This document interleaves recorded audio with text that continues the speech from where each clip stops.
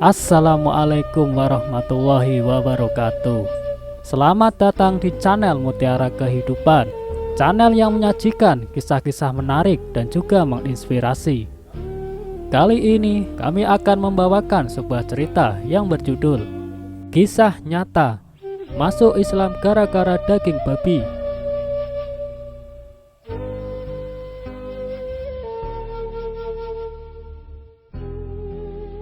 Jam di tanganku baru menunjukkan pukul 10 pagi waktu Beijing, Cina.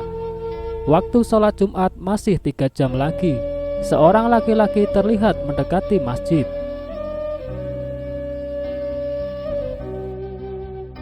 Lelaki itu sejenak berdiri ragu di depan masjid. Ada rasa enggan buat melangkahkan kaki ke dalam masjid. Apalagi setelah melihat tulisan di pintu gerbang masjid yang ditulis dalam bahasa Cina, Inggris, dan Arab, berbunyi hanya buat Muslim.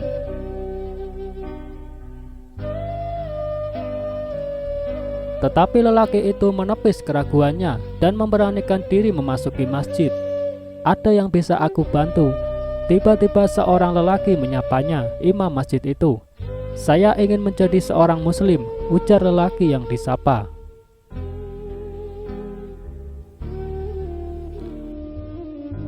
Imam masjid tersenyum dan menyambut lelaki yang ingin masuk Islam itu.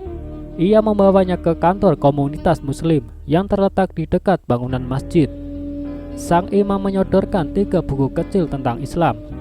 Ia ingin lelaki itu lebih mempelajari tentang agama Islam, agama yang ingin dipeluknya.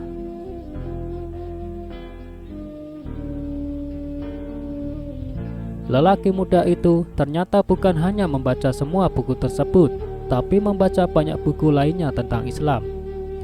Ia pun sering mengajak beberapa imam di masjid buat berdiskusi, buat membuktikan bahwa ia tahu apa yang ingin ia lakukan.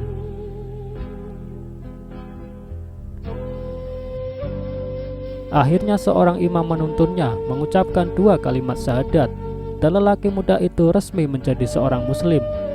Lelaki itu ialah Jang, yang setelah masuk Islam mengganti namanya menjadi Salim. Setelah bersyahadat, Salim menceritakan mengapa ia ingin menjadi seorang Muslim.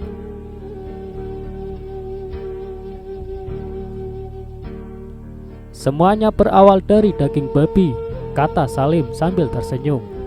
Ajaran Islam buat makan makanan secukupnya, termasuk embargo makan daging babi, memicu rasa ingin tahu Salim dan mendorongnya buat mencari tahu lebih jauh tentang Islam.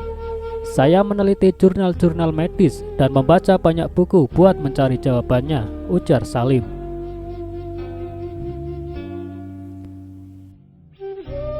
Ia menemukan jawabannya mengapa Islam mengharamkan daging babi. Islam memandang babi najis sebab hewan itu pemakan segala atau omnivora. Babi tak membedakan antara daging atau tumbuhan dalam norma makannya. Berbeda dengan sapi atau domba misalnya, yang hanya makan tumbuhan. Sejumlah ilmuwan juga mengatakan bahwa makan daging babi dapat menyebabkan sedikitnya 70 macam penyakit pada manusia.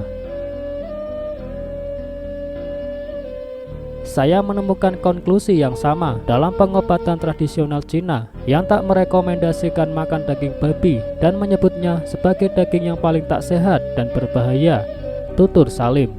Atas pengalamannya itu, Jang tertarik dengan agama Islam dan memutuskan buat masuk Islam. Ia kini menjadi bagian dari komunitas Muslim di Cina yang menurut data resmi jumlahnya lebih dari 30 juta orang.